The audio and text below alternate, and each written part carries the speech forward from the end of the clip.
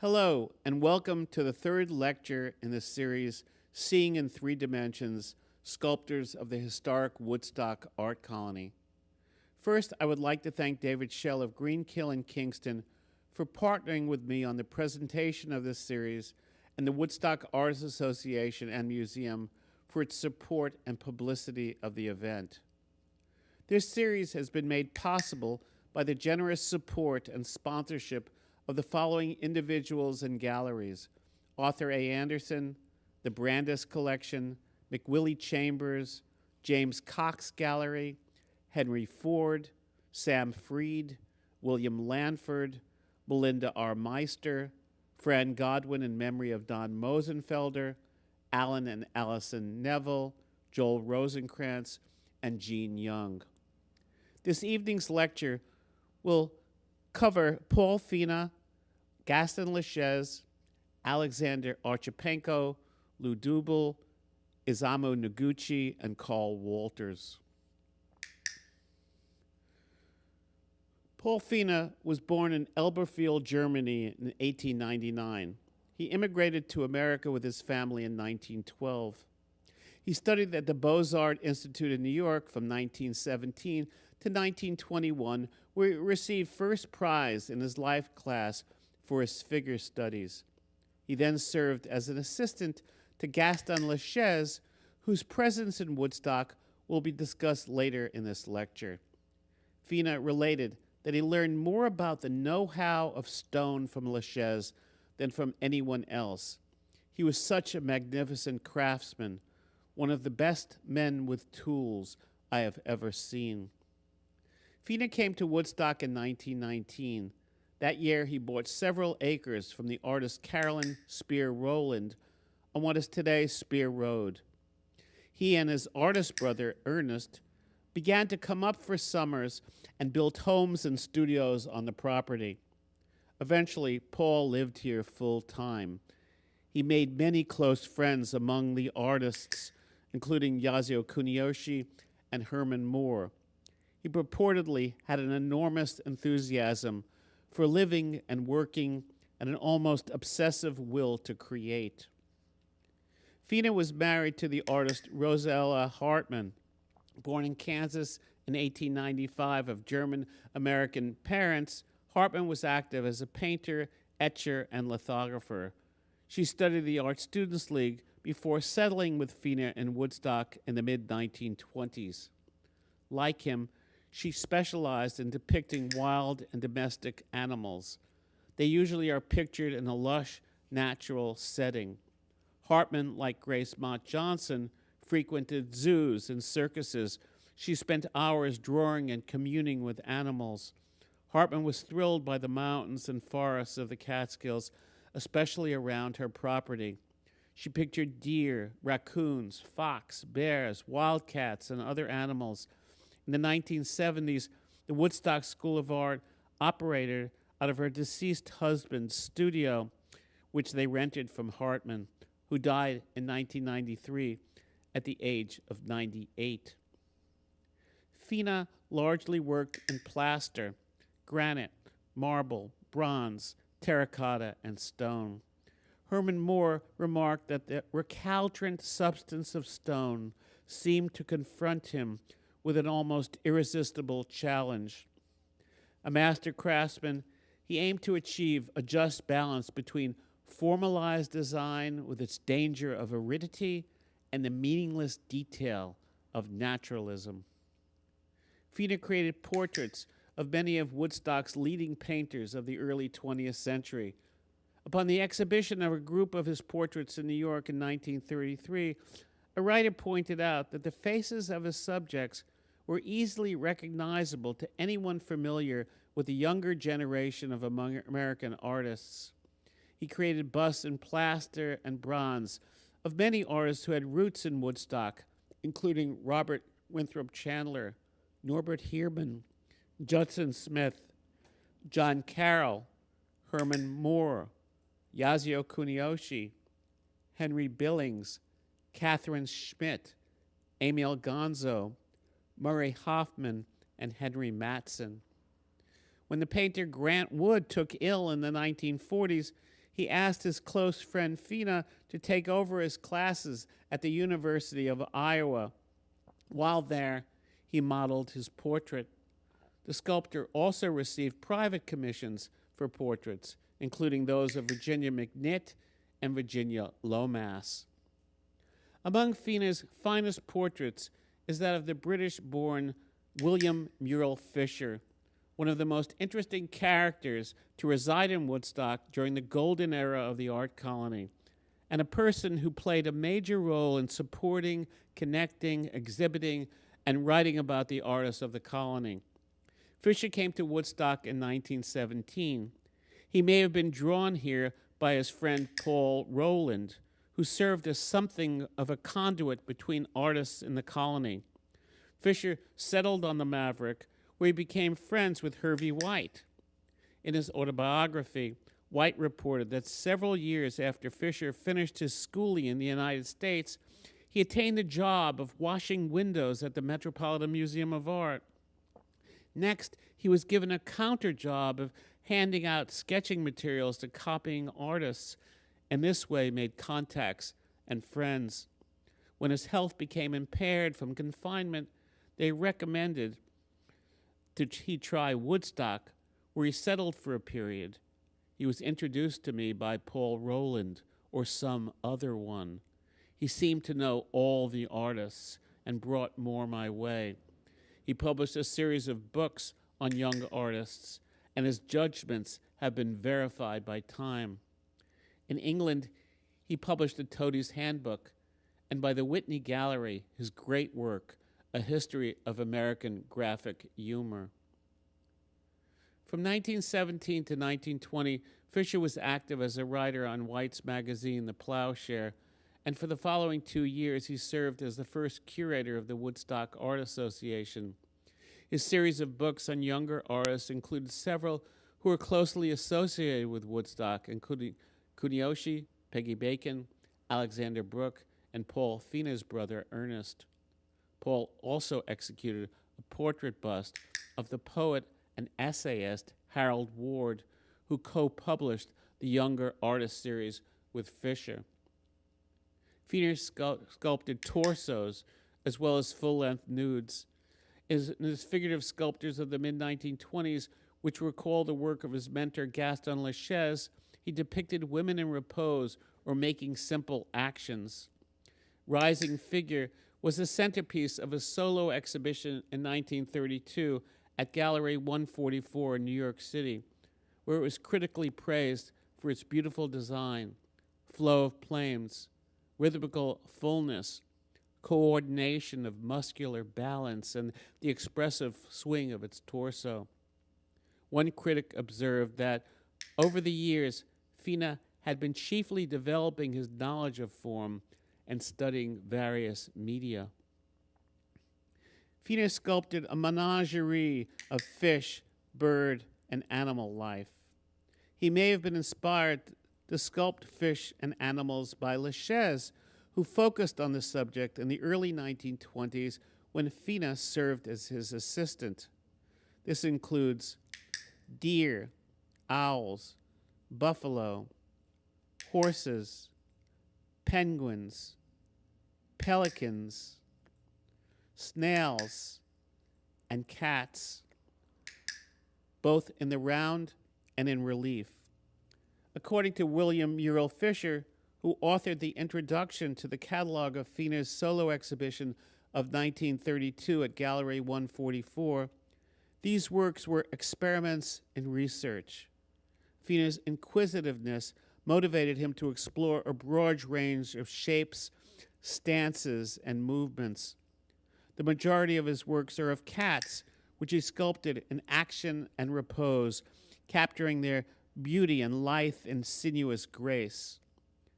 In 1938, Fina was commissioned by the Treasury section of Fine Arts to execute 2 reliefs in cast stone with a silver leaf finish, one featuring deer and the other featuring polar bears, for the old Chelsea Station Post Office on West 18th Street near 7th Avenue in New York City. Fina was active as a teacher. He taught sculpture in the art department at Bard College along with Harvey Feit. And in the late 1940s, he was one of the most sought-after instructors at the Art Students League summer school in Woodstock, where he taught wood carving, stone cutting, and modeling in clay. Fiener's death in 1949 at the age of 50 was reportedly brought on by the rigor of work and his normal emotional activity. A memorial exhibition of his art was held in 1952 at the Sculpture Center in New York City.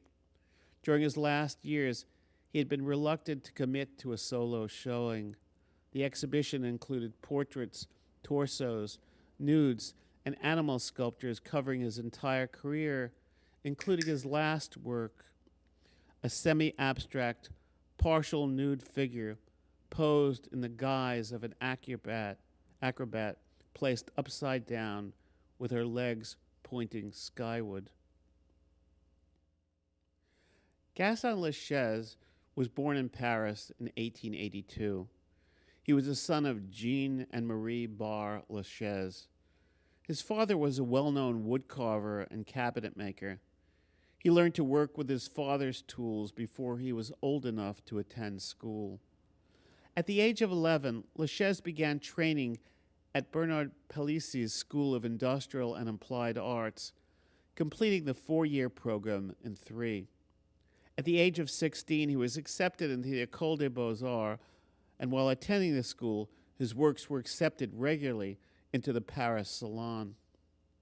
In 1906, Lachaise met and fell in love with the Boston matron Isabelle Dutot-Nagel, who was 10 years his senior. Never happy in her relationship, Nagel had decided not to divorce because of concern for her son Edward. After she returned to the United States, Lachaise followed her to Boston with $30 in savings and without any knowledge of English. Lachaise assisted Henry Hudson Kitson on a number of his works.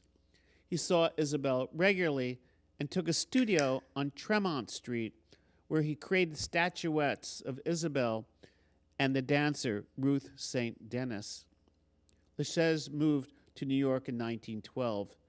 He took a studio on McDougal Alley off Washington Square Park, and later took a studio at 42 Washington Mews. The alley behind Washington Square North became a principal place for sculptors' studios and homes with the rising popularity of the automobile and the abandonment of the horse stables owned by the property owners whose residence faced the park. Lachaise showed his work to the painter Arthur B. Davies and the sculptor Gutzon Borglum, who invited him to participate in the Armory Show the following year, where he exhibited plaster statuettes. Isabel finally arranged a divorce, and the couple married in 1917. Over the course of his first decades in America, Lachaise received a number of important commissions, including the frieze for the American Telephone and Telegraph Building in New York, the United States Coast Guard Memorial in Washington, D.C., a large relief for the Chicago World's Fair, 2 multi-panel reliefs for Rockefeller Center, and a major monument for Fairmount Park in Philadelphia.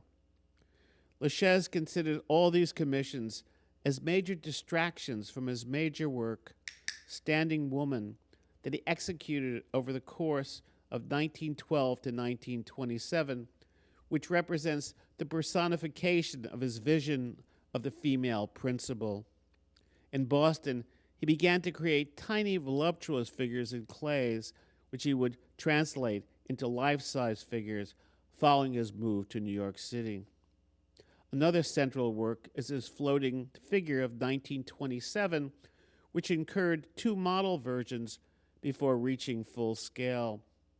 Lachaise thrust the figure into the air, balanced her figure with a sense of exuberance and lightness, with her arms extended, creating a single flowing unit. Isabel served as the model and collaborator for his big-hipped large-breasted and extravagantly proportioned female figures whose forms generally consist of flowing and harmonious curves, arcs, and spheres. You may say that the model is my wife, Lachaise remarked.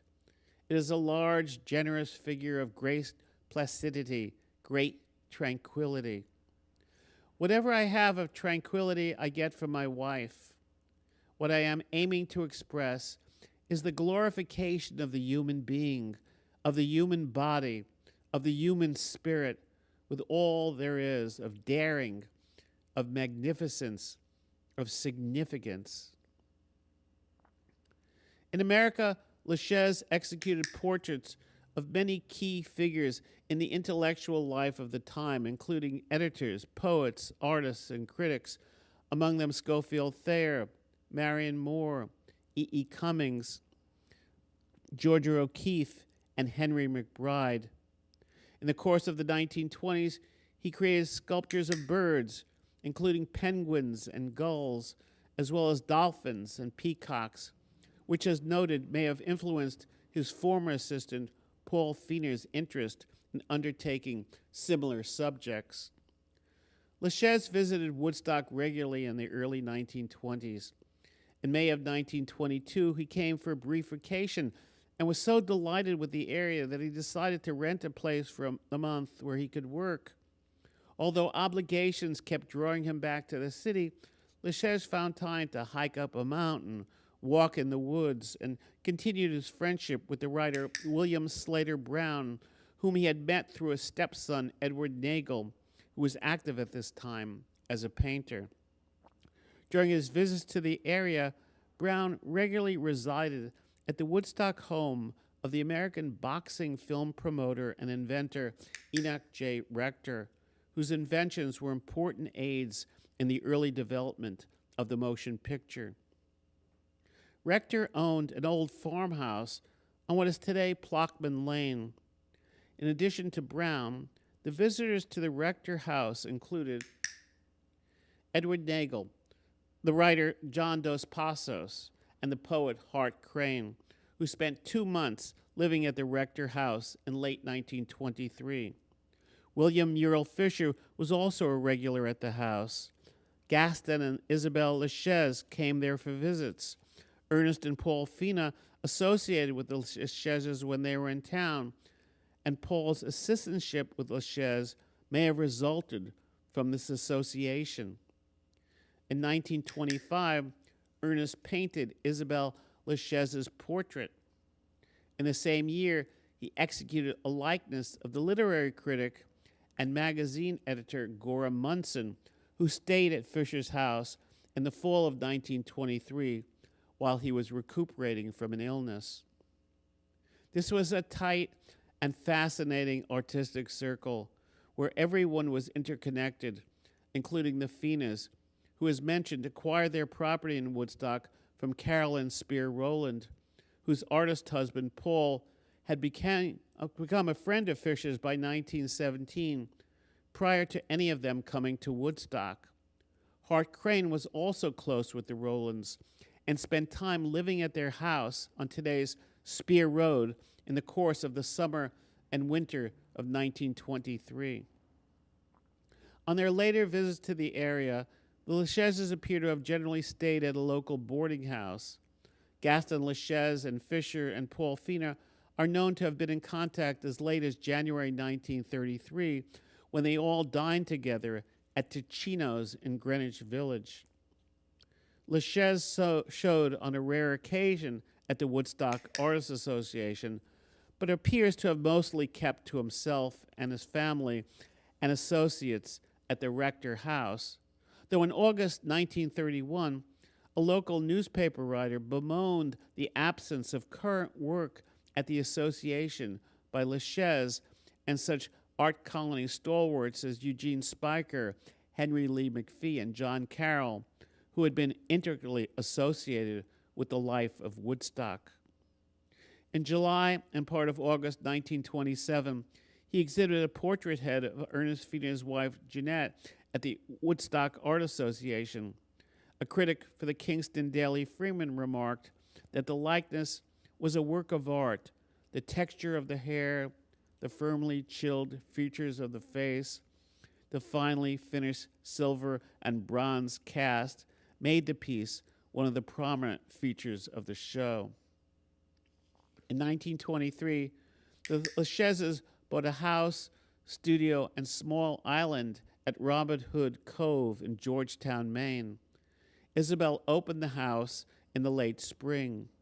Lachez came up for visits from the city and eventually passed summers there.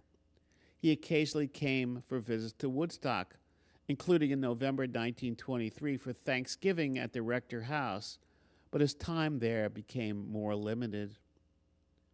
Following Lachez's tragic death in New York City in 1935 at the age of 53, Isabel stayed close to her son Edward, who suffered a series of mental breakdowns and spent much of his later life institutionalized. Lachez was the subject of a pastel and graphite drawing by Edward of about 1920 that is now in the collection of the Metropolitan Museum of Art. Lachez had sculpted his son's portrait in 1924. A major innovator in early 20th century sculpture, Alexander Archipenko, is regarded as a pioneer in breaking the figure into geometrical forms and creating lively interplays of solid forms against hollows and voids. He also was one of the earliest modernists to introduce color as an important element of sculpture.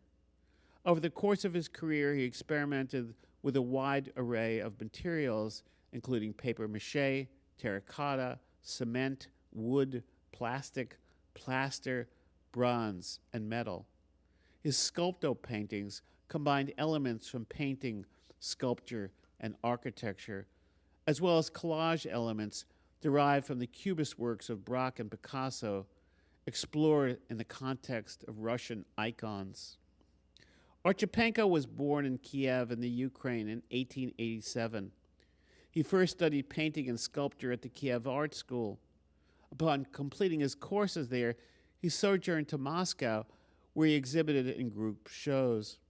In 1908, he went to Paris, where he briefly attended the École des Beaux-Arts and studied independently at the Louvre, where he was drawn to Egyptian, Assyrian, archaic Greek, and early Christian sculpture.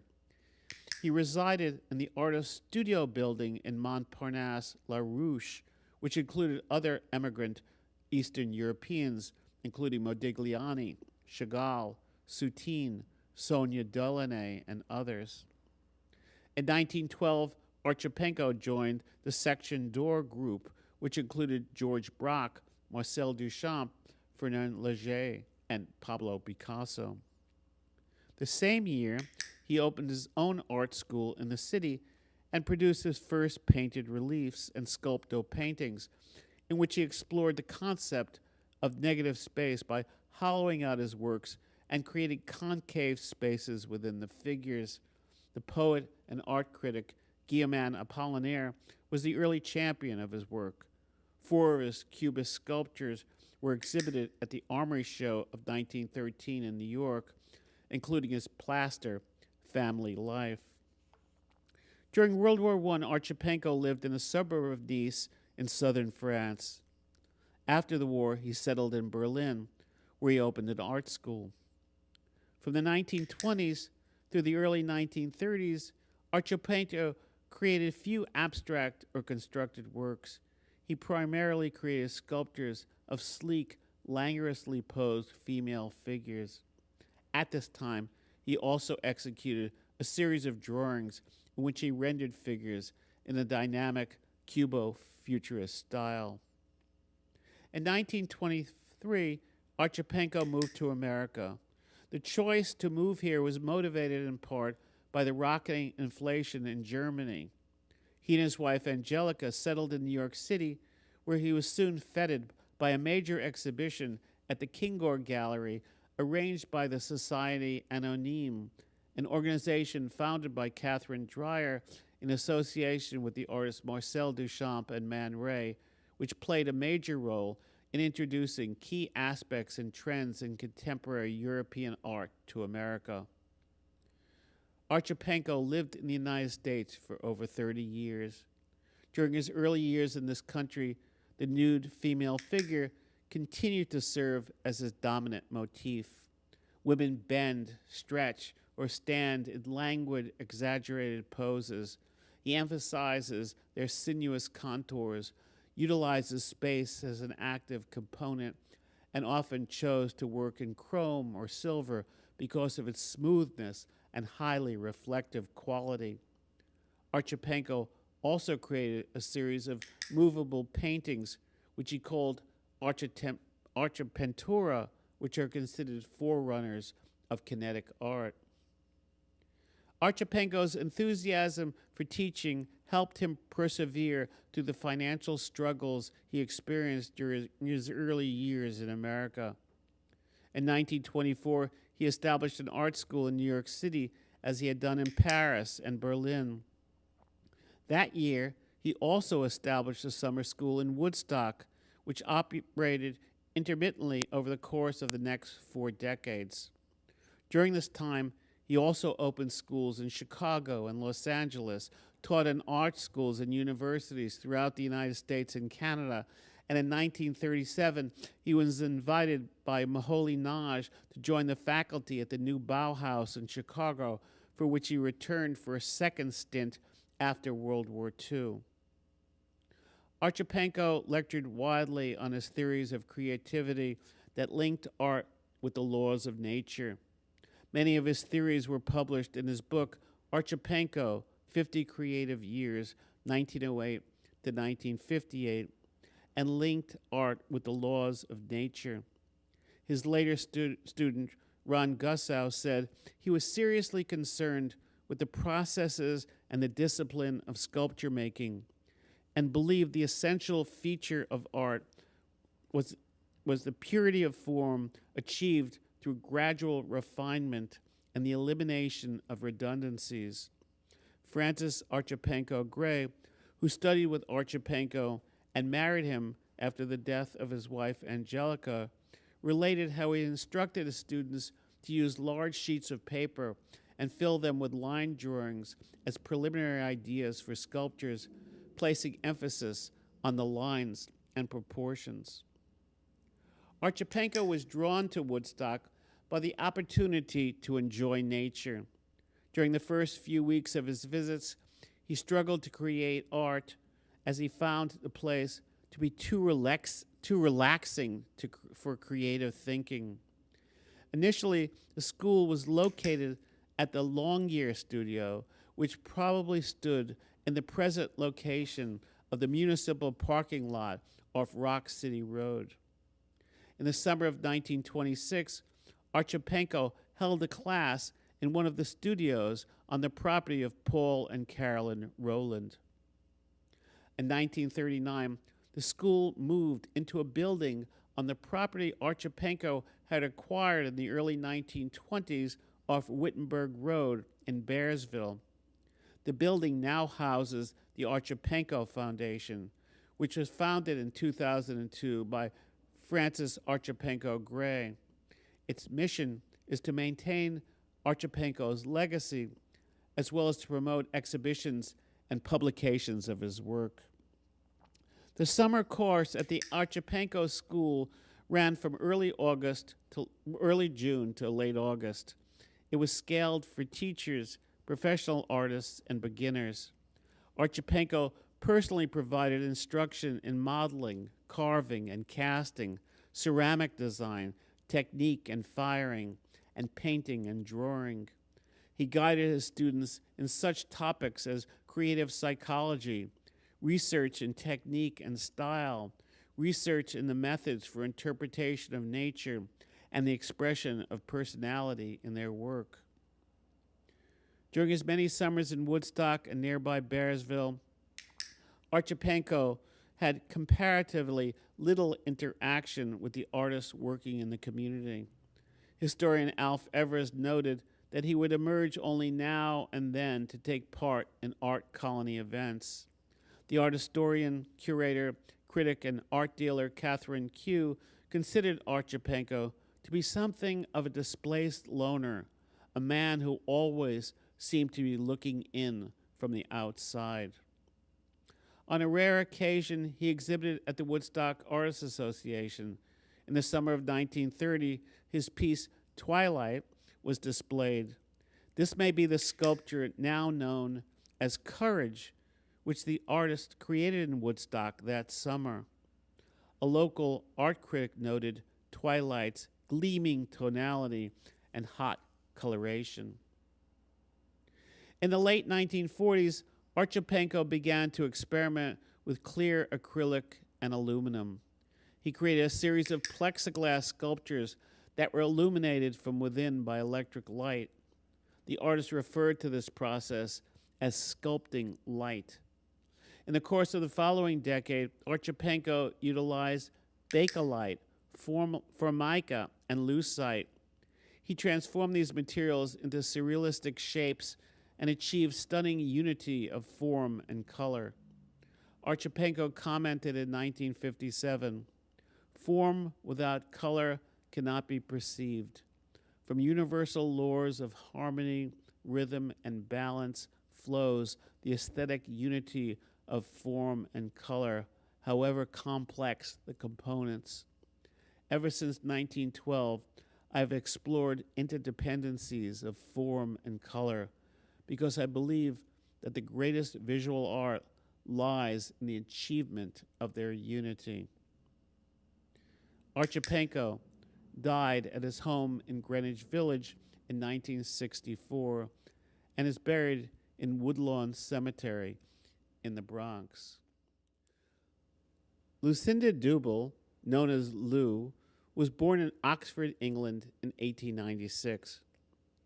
Her mother was an illustrator and member of a family of painters and writers. Upon moving to New York City with her family at the age of 12, she continued her studies at the Academy of the Sacred Heart. She then attended art classes at the Art Students League, Cooper Union, and the National Academy of Design. Upon studying with Archipenko in the mid-1920s at his school in the city, she came to the realization that the academic figure she was taught to construct were completely unrelated to the modern world in which she was living. At some time in the 1930s, she also studied painting with Hans Hofmann. Archipenko hired Dubel to work as his assistant, and she continued to be associated with him into the late 1920s when her work was featured in an exhibition of ceramics at his school. At this time, the Ukrainian-born artist labored to establish a ceramic factory in the city, which would provide a new medium for the execution of modern sculpture and make it possible for his students and assistants to commercialize their models by producing them in quantity. The ceramics that were produced varied from abstract compositions to ashtrays and vases to highly stylized forms in statuettes. In the early 1930s, Dubel created religious sculptures, which were a stylistic outgrowth of her activity as a ceramicist. Examples are known in the medium of plaster and cement. Dubel began spending summers in Woodstock in about 1931. She and her second husband, the landscape architect Alfred Gifford Jr., resided near the corner of Rock City Road and the Glasgow Turnpike. Dubel's sister, the painter Gwen Davies, lived in the house behind hers. Davies is an equally fascinating artist who was close in Woodstock to the painter Bradley Walker Tomlin. In 1931, Dubel exhibited a head in terracotta at the Woodstock Art Association. An art critic noted that Dubel was among the first younger group of artists showing at the association and remarked that her sculpture combined an attractive clarity of form with elegance of line. Dubel taught for many years at the Bennett College in Millerton, New York. She was the head of the sculpture department at this progressive liberal arts college for women, where art, music, dance, and drama were regarded as seriously as traditional academic subjects. Among her students there were the painter Mercedes Matter, who later started the studio school on West A Street in New York City, and the designer Ray Eames. Over the course of her career, Dubel also taught at Greenwich House and the Greeley and Dalton schools in the city, as well as at the Montclair Museum of Art. During a period of financial difficulties in the mid-1930s, Dubel made mannequins for the Bergdorf Goodman department store in New York City. She used some of the money she made to pay a visit to Haiti. During her stay, she became fascinated with the possibility of making sculpture of native dancers and other local subjects. In the 1930s, the American dancer and choreographer Catherine Dunham also became interested in Haitian dance and began studying local traditions, history, and culture. The filmmaker Maya Deren developed similar interests during the course of the 1930s.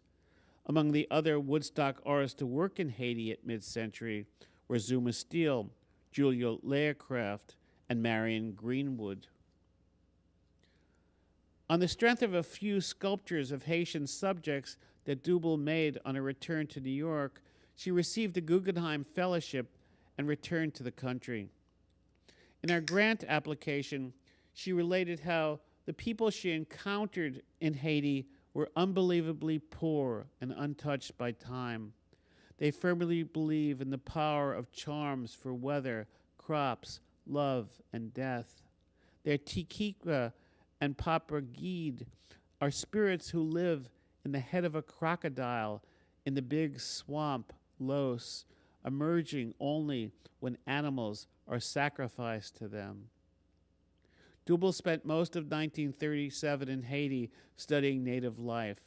She eventually created more than 30 pieces that range from likenesses of some of the people she encountered in the country to imaginative interpretations of ceremonial dances, mystic rituals, and sacrificial scenes. The works include small-scale portraits and figures of women with their hair coiffed and adorned with silver bangles, to monumental pieces dramatizing the rites of native voodoo. She executed the works in polychrome, hydrocal, terracotta, plaster, and bronze. In 1938, Dubel's sculpture calling the Loa, Haiti, won the Huntington Prize at the National Association of Women Painters and Sculptors. Dubel's pieces were generally praised for their impressionistic modeling and dramatic tension. The critics acknowledged that the works were deeply felt and recognized that some were disturbing. Some critics and viewers found them difficult to enjoy. During the course of World War II, a group of women reportedly visited a showing of her sculpture and were upset by the intense emotionalism of her work and urged her to seek psychiatric help to rid herself of what they considered her guilt complex. In response, she explained that her art was her way of expressing the spiritual aspirations of the human race,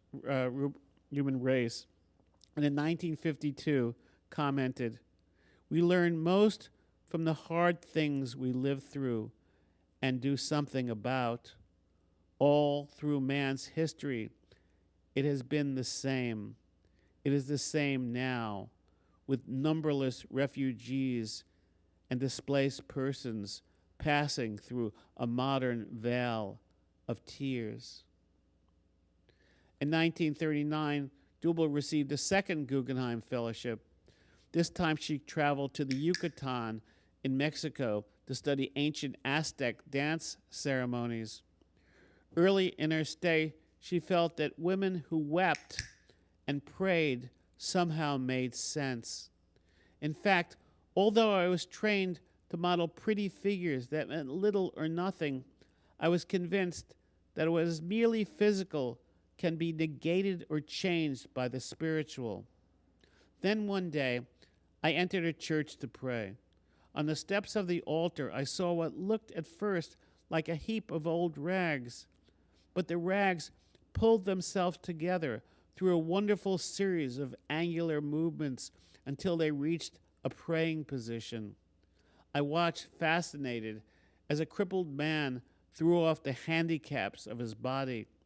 As he rose, you were conscious not of his twisted limbs, but of the light that shone in his face. After that, I could never go back to the pretty figures. Dubal went from village to village in the Yucatan, usually traveling on donkey back.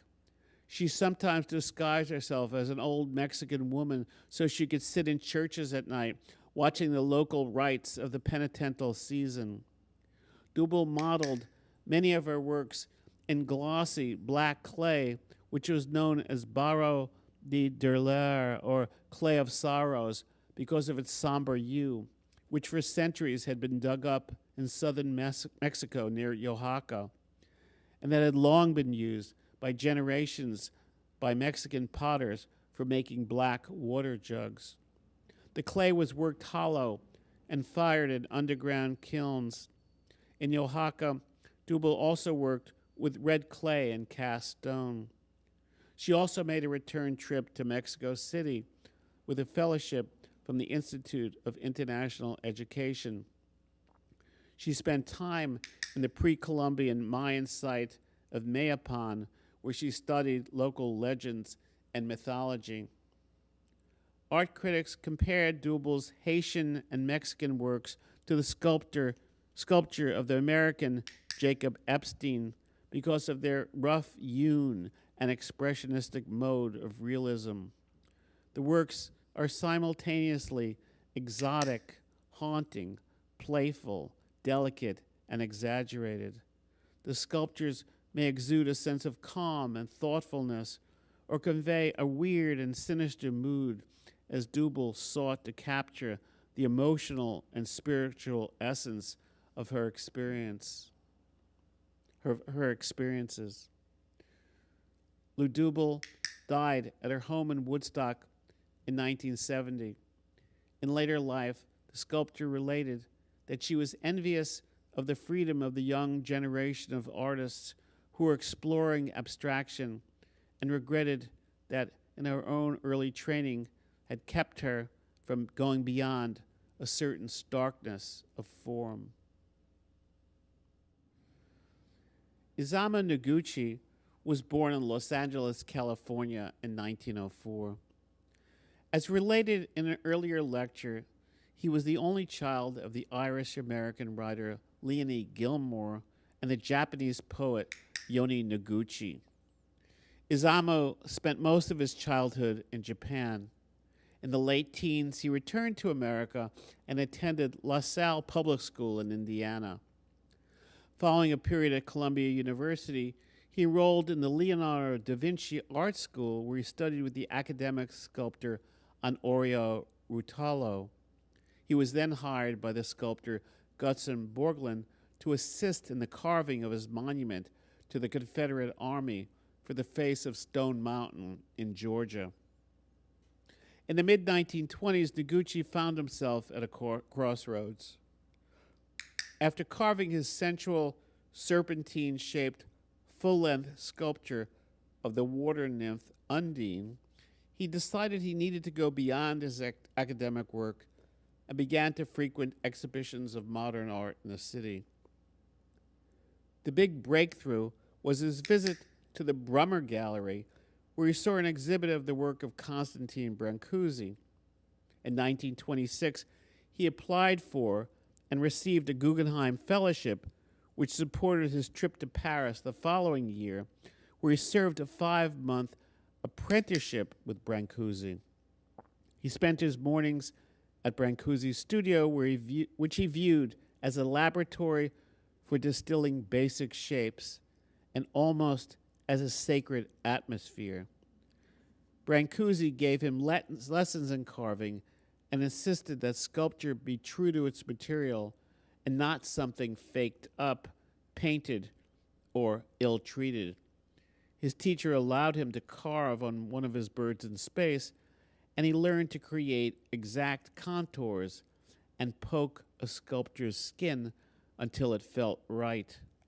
Noguchi spent most of his first year in Paris absorbing Brancusi's methods and ideas and how he distilled nature to discover its essence.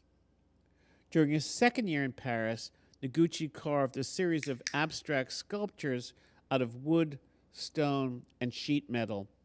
The series was inspired by the work of Picasso, Hans Arp, and the Russian constructivists, and reflects the formal influence of Brancusi in its handling of volume and occasional polished surfaces.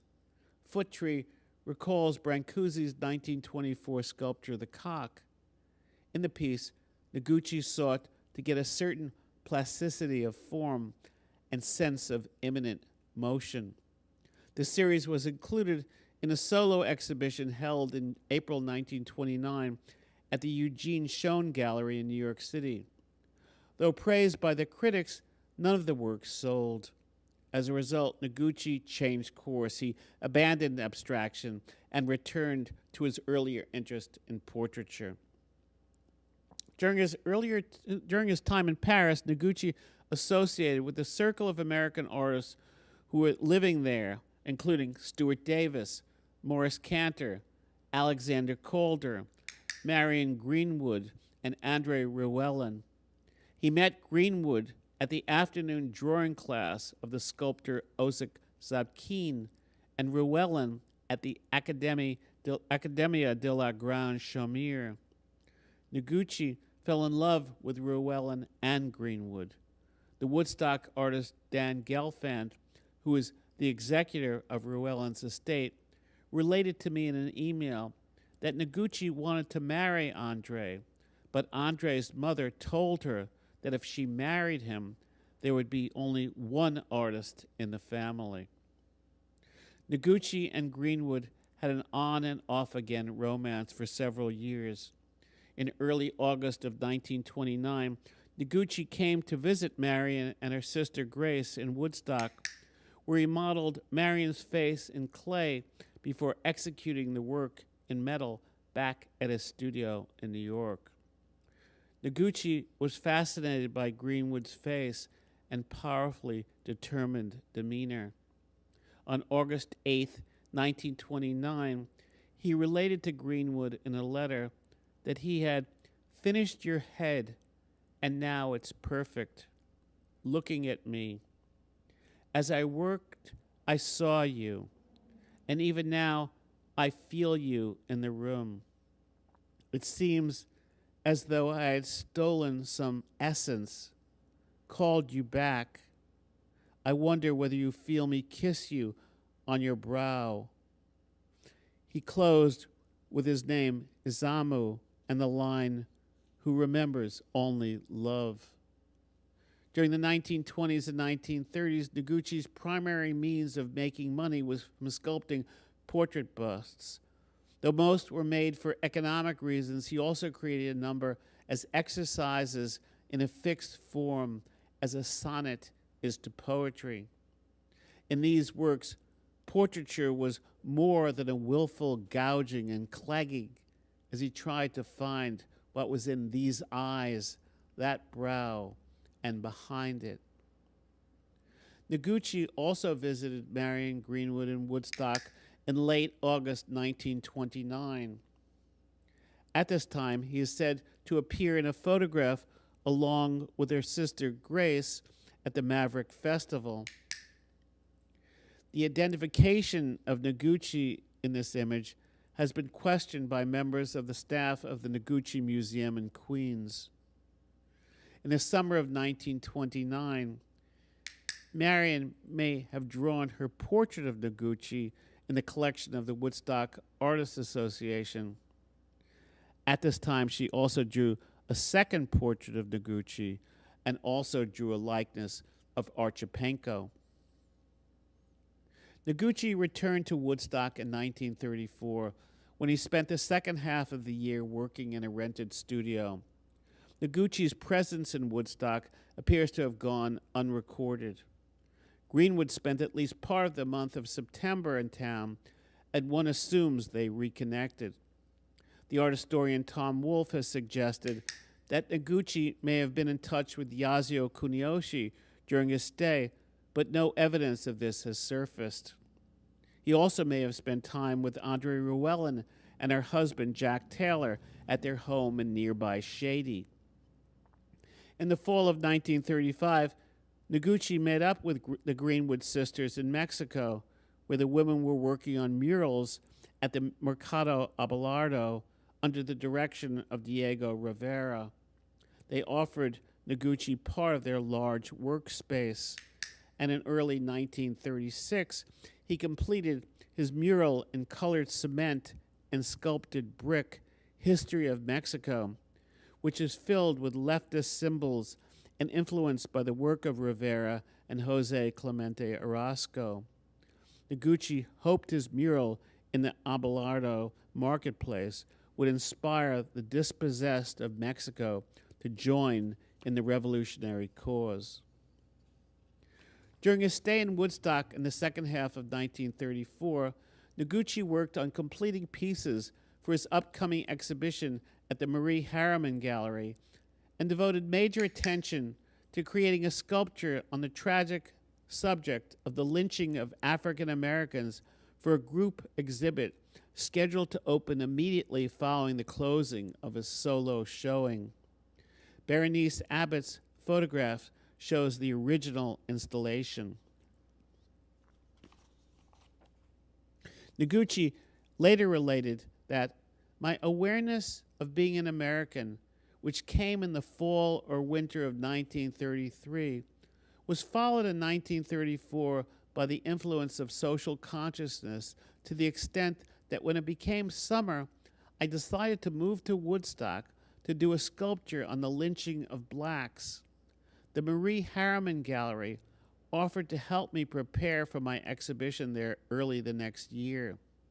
The sculpture Death was shown, but Mrs. Harriman declined to show Birth, a large travertine carving I had made following an observation of a delivery at Bellevue Hospital. Noguchi's sculpture Death features a contorted and agonized life-size nude figure of a man made of a polished nickel alloy who hangs from a real rope that is supported by a rectangular armature representing a gallows with his legs drawn up to escape the heat of a bonfire. The work was based on a photograph of the African-American George Hughes being lynched above a bonfire by a mob in Sherman, Texas on May 9, 1930. Hughes was taken from a vault in the courthouse after the courthouse had been burned by the same mob. Noguchi saw the image in an article dating from 1930 in the Journal of the International Labor Defense, the legal arm of the Communist Party of the United States.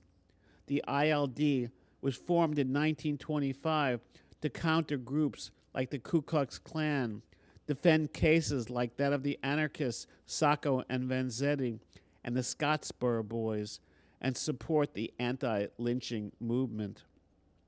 The Mexican artists Jose Clemente Orozco and Diego Rivera also created images based on the photograph of the burned body of Hughes.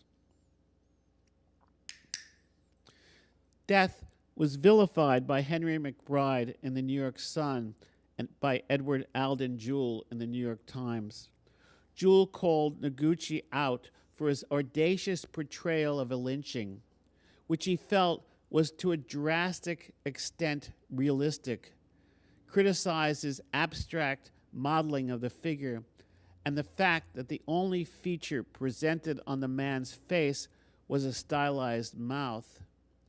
He closed his review by remarking that it was said the sculptor designed this work as a protest against lynching. As a work of art, however, it seems sensational and of extremely dubious value. Henry McBride, who laced his review with racist bigotry, was particularly disturbed by the work's realistic bent, seeing the sculpture as being too close in appearance to the image in the photograph. Shortly after the closing of Noguchi's solo show, Death was moved to the exhibition An Art Commentary on Lynching at the Arthur U. Newton Galleries, which opened on February 15th. This exhibition, sponsored by the National Association for the Advancement of Colored People, was the one for which the piece had been created. Among other works in the show were George Bellows' The Law is Too Slow, Paul Cadmus's The Lynching, John Stewart Curry's The Fugitive, and Reginald Marsh's This Is Her First Lynching. A viewer described the contents of the show as a gathering of sentimental glorifications of the martyred Negro, symbolic analogies between the Negro and Christ, scenes of lust-ridden mobs at lynching parties, and a number of cartoons. After just 4 days, Noguchi pulled Death from the Newton Gallery's exhibition and moved it to a competing exhibition organized by the John Reed Club at ACA Galleries. The club organized the showing because they believed the NAACP show wasn't broad enough in addressing racial equality issues.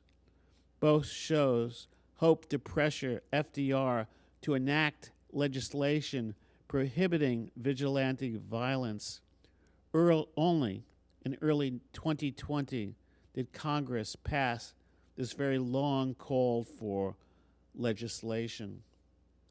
In the decades ahead, Noguchi went on to achieve a major career. He returned to the area in the early 1950s to participate in the Woodstock Art Conference. Carl Walters was among the most beloved artists to work in the art colony. He had a cheerful self-confidence, and as his friend the painter Herman Moore related, an almost childlike delight in nonconformity.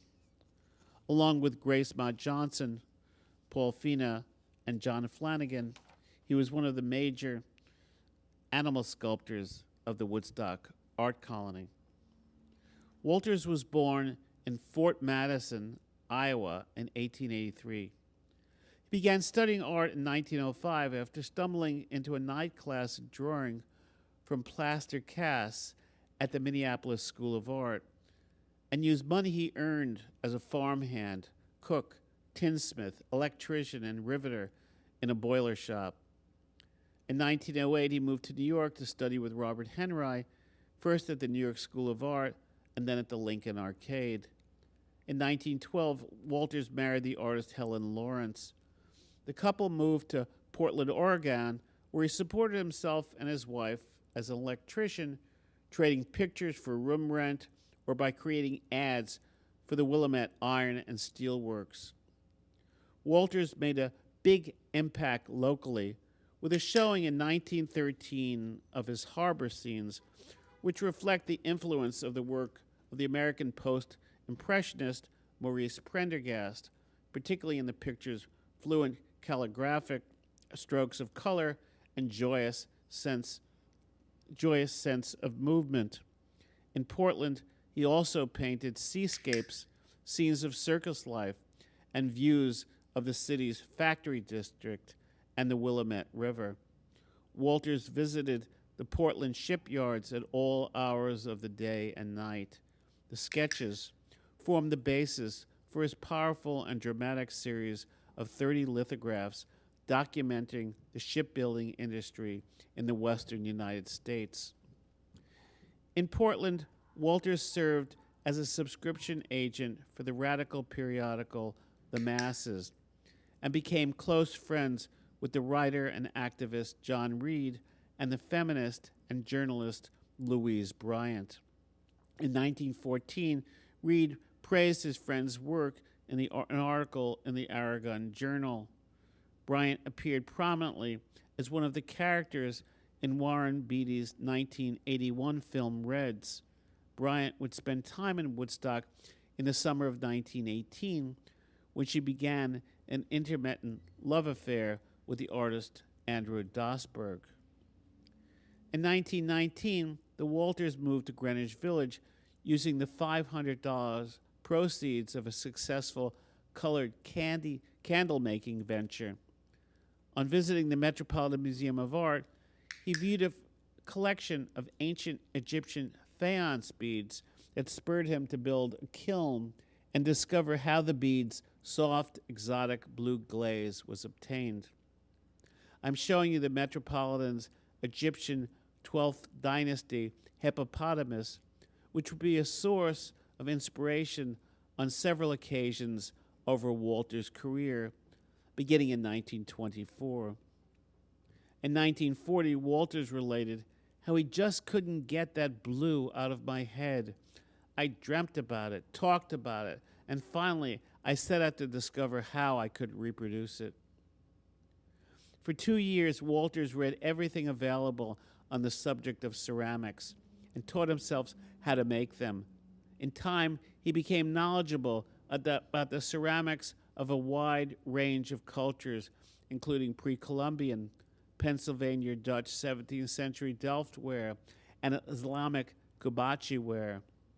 In 1921, he successfully discovered how to produce the lustrous blues found in Egyptian faience beads and began to produce small, brilliantly colored beads and small objects. He further experimented during a summer in the art colony in Cornish, New Hampshire. In later years, he would be closely associated with the turquoise blue glaze seen in his work, which friends would refer to as Carl Walters blue or just Walters blue. Walters took the first blue glaze pottery, which he created in a homemade kiln in the city, up Madison Avenue in the hopes of peddling it to small gift shops and interior decorators, and achieved immediate success, repeatedly selling out his wares. In 1922, the aforementioned William Muriel Fisher invited Walters to Woodstock. There he met Hervey White, who offered to build him a house, a kiln, and a shop, and to provide a separate house where he could show his work. Shortly thereafter, he joined his fellow Minnesotans, Harry Gottlieb, Arnold Blanche, Lucille Blanche, and John Flanagan at the Maverick. An early vessel was dedicated to White and includes the words Hervey, poet, author, Maverick. White built Walters a large outdoor kiln and began to create the animal sculptures for which he is best remembered and for which there was great demand. The artist's pieces are endowed with individual personalities and reveal a delightful imagination. Walters rarely utilized preparatory drawings, and he did not work from models. He started with a clear mental conception of what he was after and sought to immediately realize it in clay. He worked without assistance, fabricating the molds himself and gathering his own clay and paint for his glazes. He'd build up the original surface by hand, manipulating the clay of each sculpture to give them unique features. Once the clay was formed into the desired shape, it would be fired in a wood kerosene-burning kiln or an electric kiln at about 1,800 to 2,000 degrees Fahrenheit. Then a glaze would be applied, which, following a second firing, became the surface of the piece.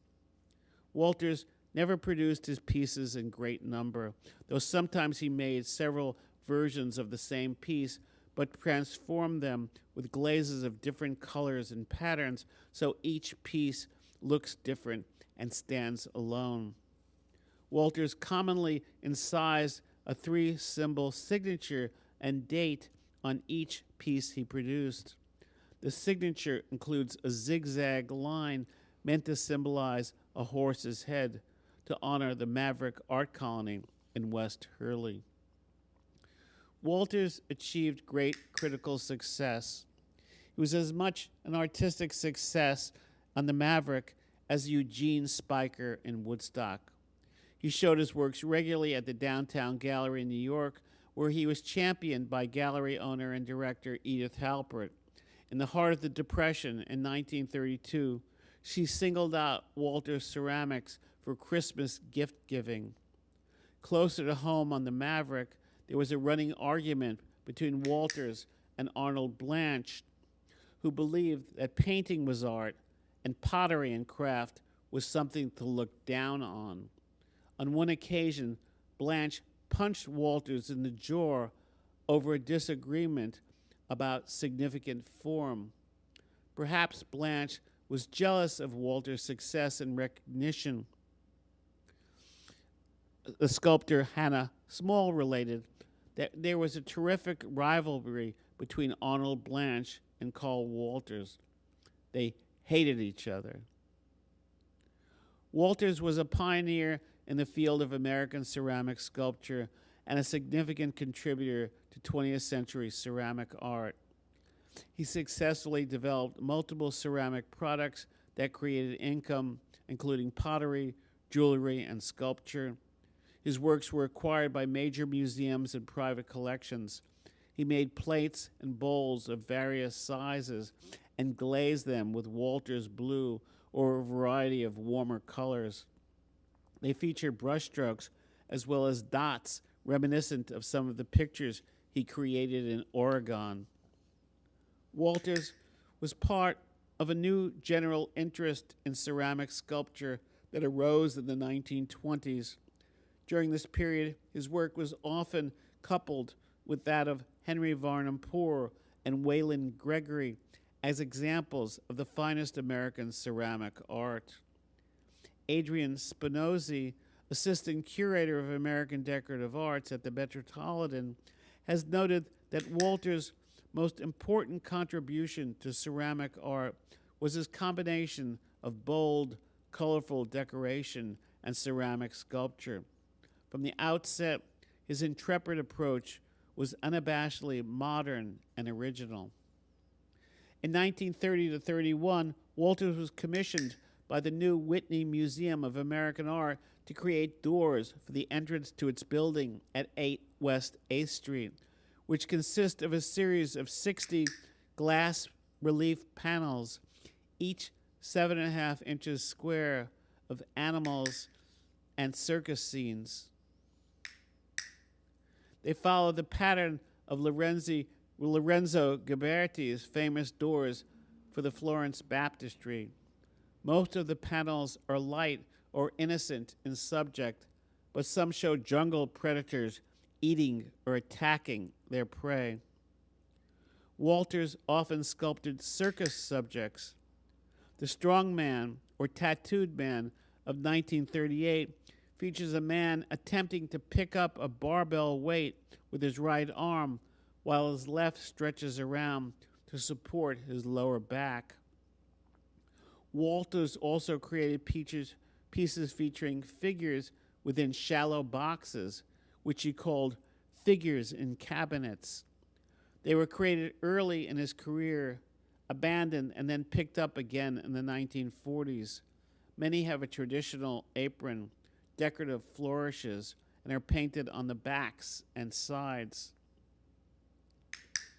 The Death of Art dates from 1950 and pictures a man attacking a woman with a knife in the midst of having sex. They are flanked by abstract sculptures. Hanging above the bed is an abstract painting consisting of rhythmic patterns and swirls. Spinozzi has suggested that the abstract painting may have been inspired by Jackson Pollock's The Flame, which was shown along with works by Walters in an exhibition in 1942 at the Metropolitan Museum. Walters was not the only Woodstock artist to react negatively to the rise of abstract expressionism. He may have been responding to the recent work of his Ohio Mountain Road neighbors Bradley Walker Tomlin and Judson Smith. In the course of the 1930s, Walters moved to a new home on Ohio Mountain Road in Woodstock, but kept his studio and kiln at the Maverick. In early 1942, Juliana Force, the director of the Whitney Museum, came to the house for cocktails, and as related by Avis Berman, Walters launched into a dirge about how broke he was, and Juliana offered to buy the house, furniture and all. Walters sold Force the house, along with 2 acres of land. The Woodstock artist Nan Mason supervised the contractors on the renovations, construction, and lay out the gardens, which included a life-size pinkish stone sculptural carving of a deer by Paul Fina. Walters kept some of the property and constructed another house next door. Beginning in the 1940s, Walters frequently spent winters in Florida or the Caribbean. In the 1950s, he taught winter classes in sculpture and ceramics at the Norton School of Art in West Palm Beach, as did his former Maverick neighbor and enemy, Arnold Blanche. Walters died in Woodstock in 1955. He bequeathed numerous works as well as most of the existing molds to the Algonquin Museum of American Art in Algonquin, Maine. A group of molds is also in the collection of the Historical Society of Woodstock. Walters is pictured here in an undated photograph at work on a ceramic sculpture of a puma.